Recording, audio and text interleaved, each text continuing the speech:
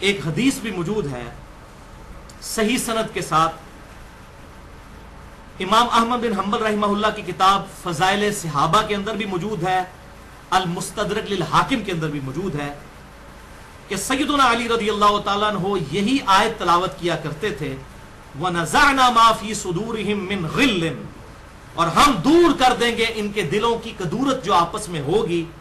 اخواناً علی سرر متقابلین، یہ آپس میں تکیہ لگائے ہوئے آمنے سامنے بیٹھے ہوں گے بھائیوں کی طرح۔ یہ آیت پڑھتے تھے اور پھر کہا کرتے تھے سیدنا علی کہ میں اللہ سے امید کرتا ہوں کہ یہ آیت مبارکہ میرے عثمان بن عفان اور طلحہ اور زبیر کے بارے میں ہے کہ ہمارے دلوں میں جو ایک دوسرے کے بارے میں اگر کوئی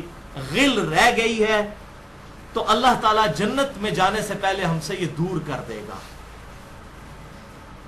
سیدنا عثمان، سیدنا طلحہ اور سیدنا زبیر رضی اللہ عنہم اجمعین۔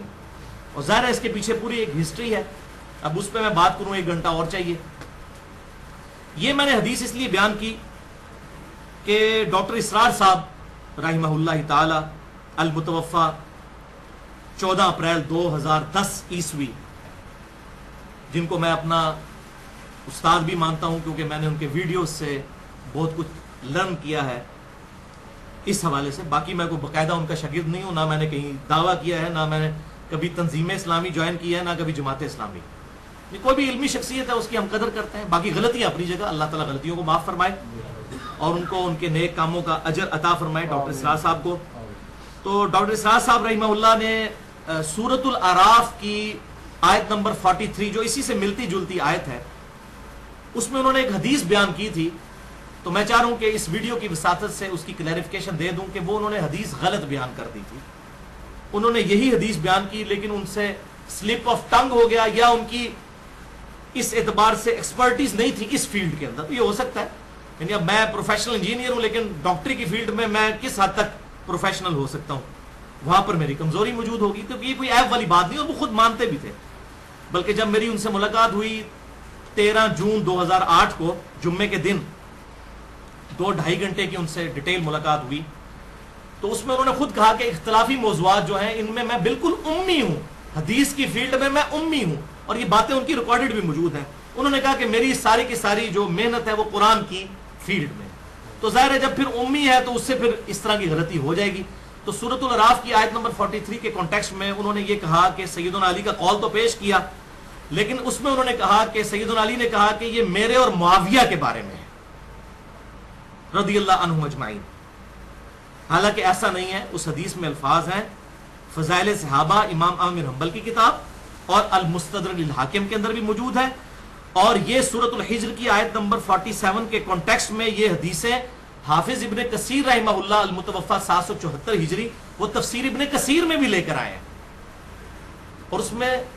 حضرت امیر معاویہ رضی اللہ تعالیٰ عنہ کا نام نہیں ہے بلکہ حضرت عثمان غنی رضی اللہ تعالیٰ عنہ، حضرت طلحہ اور حضرت زبیر کا نام ہے،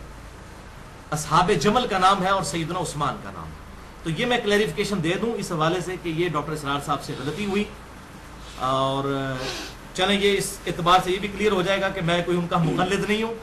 اکثر لوگ کہتے ہیں ان کو پروموٹ کر رہے ہیں، جہاں پر علمی اختلاف ہوگا غلطی کسی کے بھی ہوگی، بڑے کے بڑے سے انسان سے بھی غلطی ہو سکتی ہے، اس علمی اختلاف کی وجہ سے یہ نہیں ہو جائے گا کہ وہ 0 سے ملٹیپلائی ہو جائے گا۔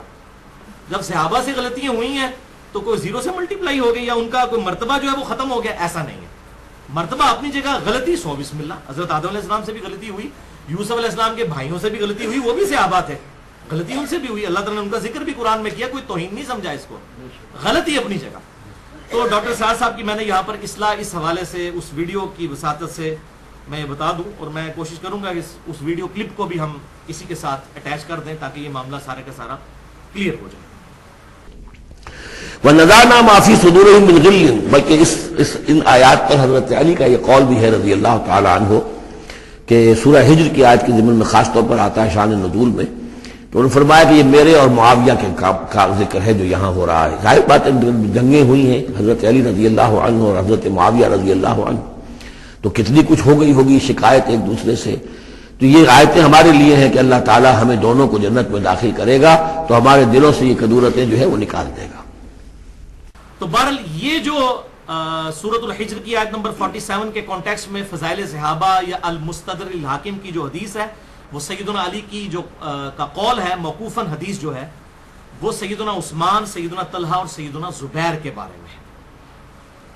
कि उनके बारे में वो कहते हैं कि क़यामत वाले दिन अल्लाह ताला हमारे उनके दरमियान ये गिल खत्म कर देगा और हम आपस में तकिया लगाए हुए आमने सामने बैठे होंगे।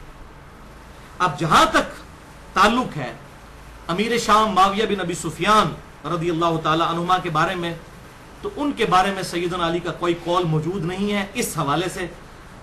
उनके बारे में जो कुछ मौजूद है वो मैं दो हदीसें आपको बता देता हूं मुसन्नफ इब्ने अबी शैबा से। मुसन्नफ इब्ने अबी शैबा इस रुए अर्ज पर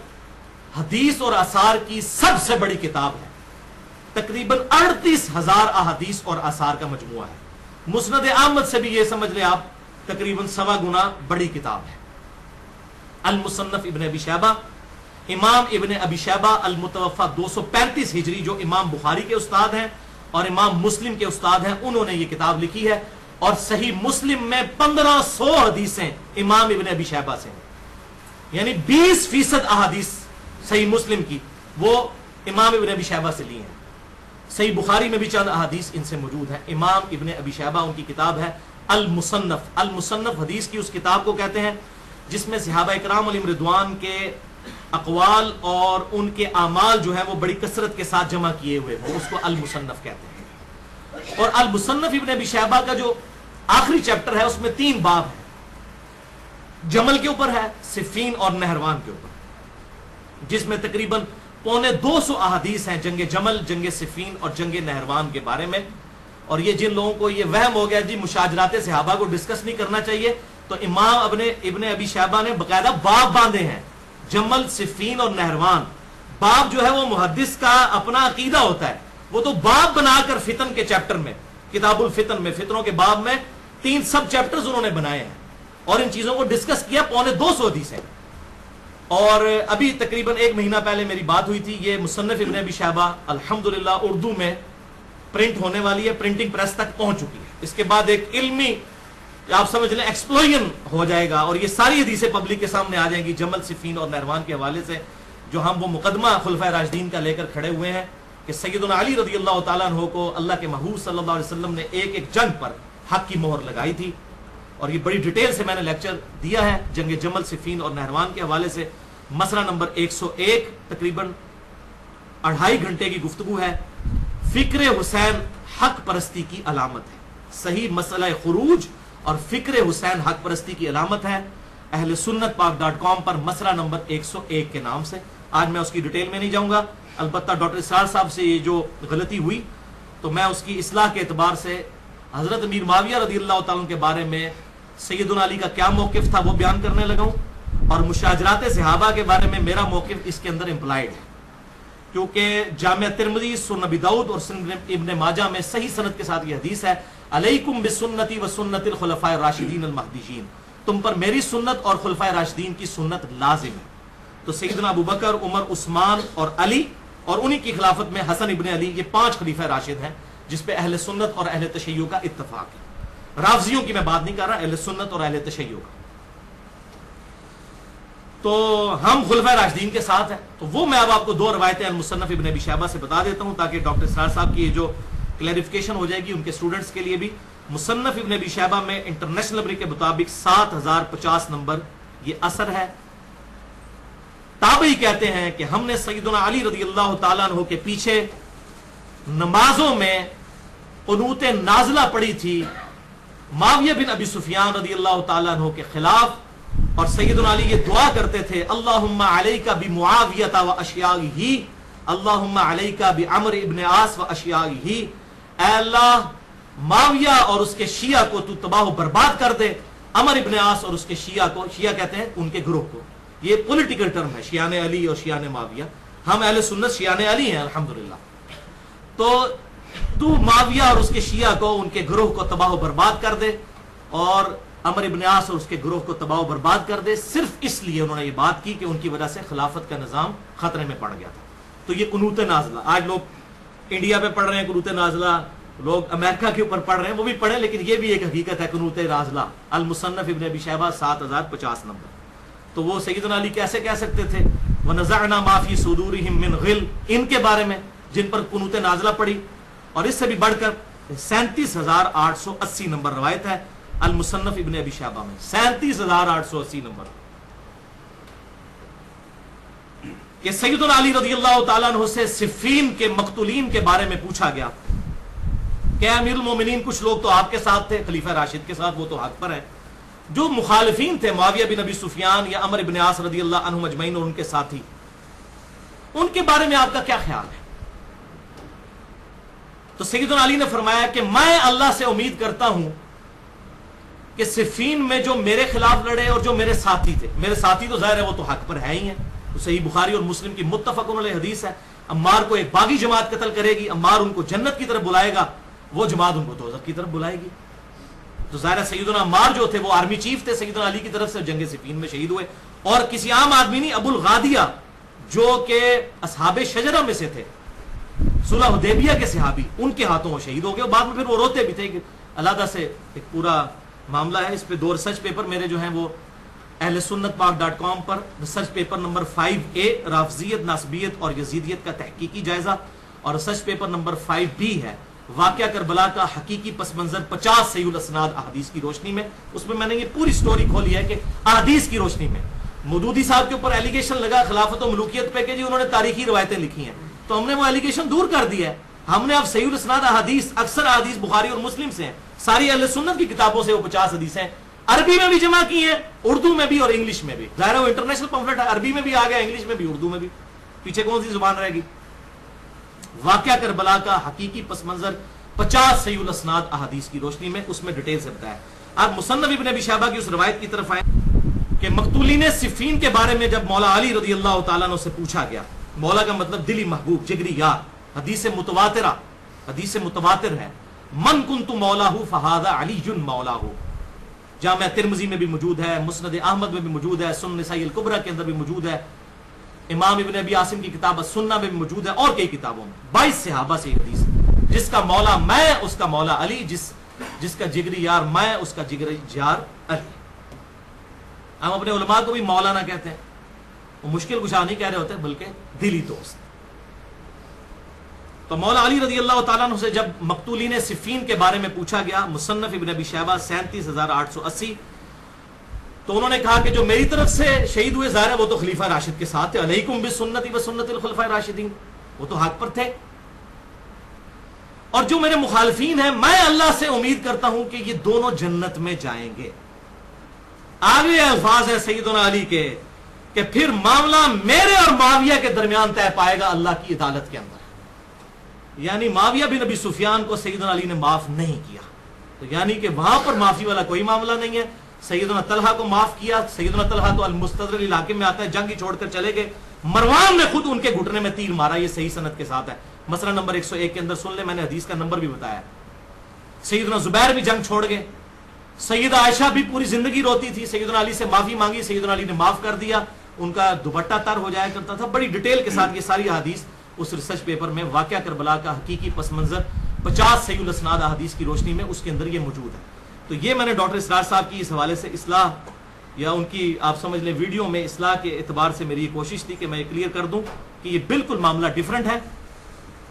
ڈاکٹر اسرار صاحب کا میں کوئی مقلد نہیں ہوں، اکثر لوگوں نے یہ دعویٰ کیا ہے میرے بارے میں کہ یہ کوئی ان کو پھیلا رہا ہے، میں ان کی عزت کرتا ہوں، قرآن کے حوالے سے جو ان کی خدمات ہیں میں ان کو سلام پیش کرتا ہوں، اللہ تعالیٰ ان خدمات کی برکت سے ان کی غلطیاں بحیثیت انسان جو ہوئی وہ معاف کرے، اور اسی طریقے سے اور بھی جتنے بھی علماء جنہوں نے دین کے لیے خدمت کی ہے، مولانا مودودی ہوں یا احمد دیدار صاحب ہوں، اللہ تعالیٰ سب کی غلطیوں کو معاف فرمائے۔ تو یہ اصلاح کی کوشش کی، اور ڈاکٹر اسرار صاحب کے میں نے دفاع پہ چونکہ لیکچر دیا تھا، اس کی وجہ سے لوگوں کو یہ گمان ہوا کہ شاید میں کوئی جماعت کو پروموٹ کر رہا ہوں، میں سب سے محبت کرتا ہوں، کوئی پارٹی بازی میں نہیں پڑتا، لیکن میں ساری جماعتوں سے جو بھی توحید کی بات کریں میں ان کے ساتھ محبت کرتا ہوں۔ اور مسئلہ نمبر 48 میں نے ریکارڈ کروایا تھا، فکر حسین تحریک خلافت کی روح ہے، اس میں نے ڈاکٹر اسرار صاحب پہ جو اہل حدیث کی طرف سے الیگیشنز لگائی گئی تھی اور اہل تشیع کی طرف سے، میں نے دونوں اعتبار سے ڈاکٹر اسرار صاحب کا دفاع کیا تھا، اور مسئلہ نمبر 41 بھی وحدت الوجود کے ایشو پہ، تو میں نے اہل تشیع کا بھی رد کیا اور اہل حدیث کے بھی ان علماء کا جنہوں نے ڈاکٹر صاحب کے ساتھ تھوڑی سی اس حوالے سے زیادتی کی، تو میں نے دونوں کا رد کیا. اس کے بعد اہل حدیث بھی ناراض ہو گئے اور اہل تشیع بھی ناراض ہو گئے. اور وہ اسی دن جب وہ لیکچر اپلوڈ ہوا, مسئلہ نمبر 48 فکر حسین حق پرستی کی علامت ہے, جس میں نے ناسبیت کا جو سیدنا علی کی معاذ اللہ بغض کا الزام تھا جو ڈاکٹر اسرار صاحب پہ, میں نے وہ دور کیا اور کتابوں کے حوالے پیش کیے کہ ڈاکٹر اسرار صاحب پہ وقت کے ساتھ ساتھ حقیقت کھلی.